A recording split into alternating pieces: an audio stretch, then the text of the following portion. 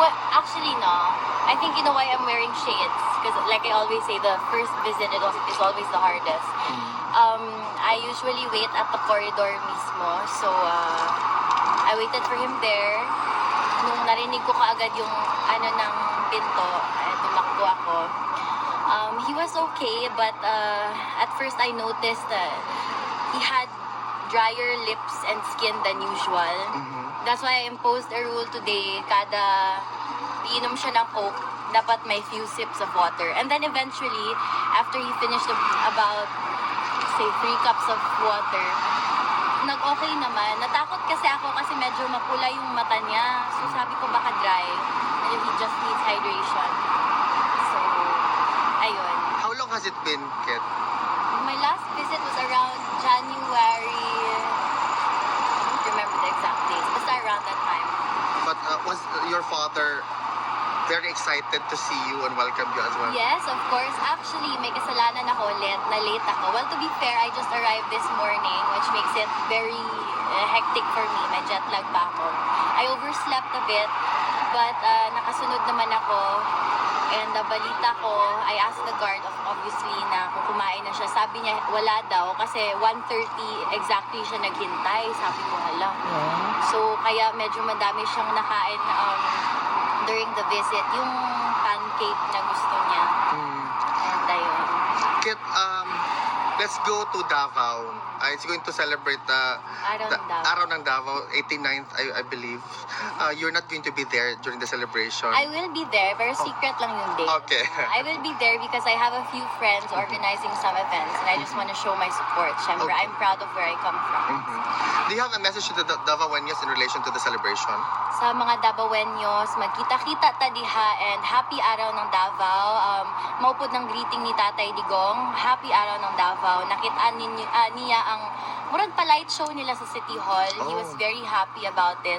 And sabi niya, he's very proud to be a Davaoeno and he would not want any other lineage except being a Filipino daw. Kit, just a little bit political.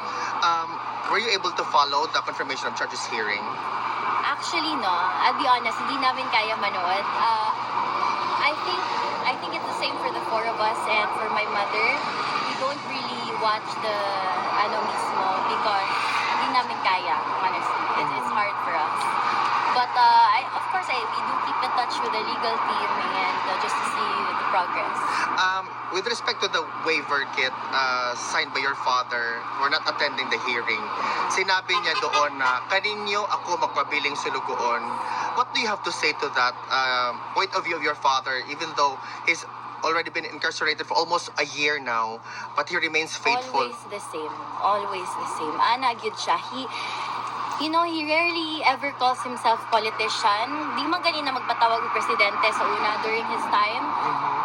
Ang favorite niya na ginatawag sa iya is Mayor Gyud. So, he's the same. Always the same. He calls himself public servant instead of politician or Okay. whatever he is. No problem.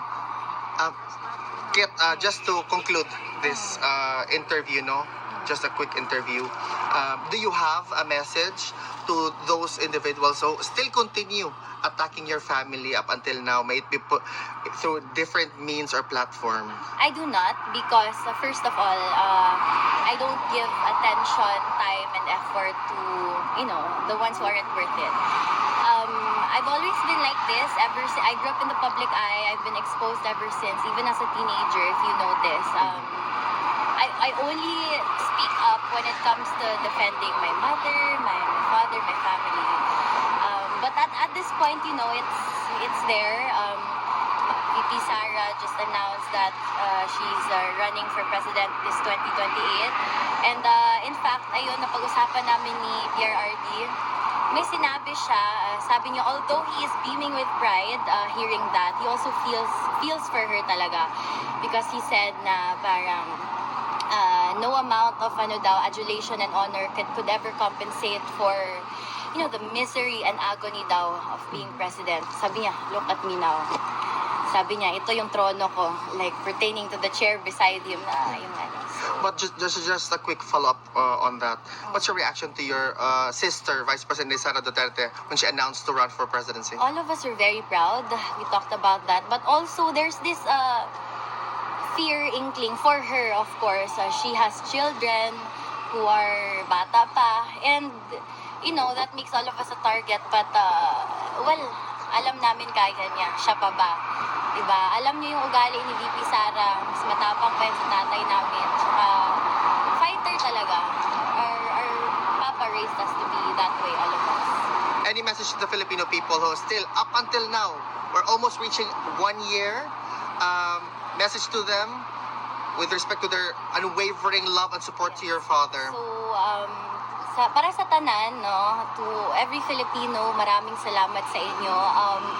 I don't think I can show how much I appreciate the support because obviously I cannot be everywhere simultaneously. But when I run into Filipinos, when I see them, nagpasalamat yun ko. Kaya in fact, during our first time here sa Hague, last year around March, ang nagpakaon sa amo, ang nagtabang sa among transportation, puro gyud OFW.